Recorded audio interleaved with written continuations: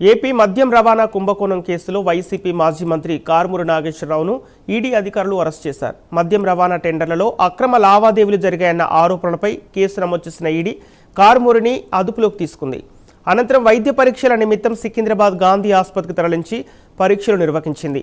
అక్కడి నుంచి కారుమూరి నాగేశ్వరరావును ఈడీ కార్యాలయానికి తరలించారు. ఈ సందర్భంగా తన అరెస్టుపై స్పందించిన కారుమూరి ఎలాంటి ఆధారాలు వాస్తవాలు లేకుండా తనను అక్రమంగా అరెస్టు చేశారని ఆరోపించారు. తనతో పాటు తన కుమారుడిని కూడా అన్యాయంగా అరెస్టు చేసి ఇబ్బందులకు గురి చేస్తున్నారని అన్నారు. రాష్ట్ర వ్యాప్తంగా వైసీపీ నాయకులపై ఇదే తరహాలో అరెస్టులు జరుగుతున్నాయని కారుమూరి నాగేశ్వరరావు ఆరోపించారు.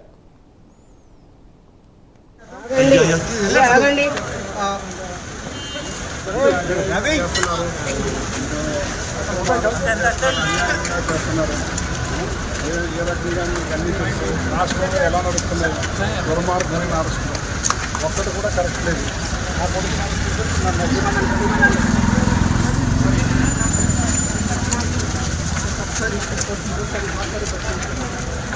ఏంటి మొత్తం అక్రమమే అంటున్నారా? మీరు అక్రమం అనుకుంటున్నారా?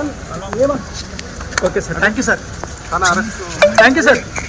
ఒకసారి మనం ఓకే విషయాన్ని కూడా ప్రస్తుతం గాంధీ హాస్పిటల్లో కారుమూరి నాగేశ్వరరావు వైద్య పరీక్షలు అయ్యి మరోసారి ఈడీ అధికారులు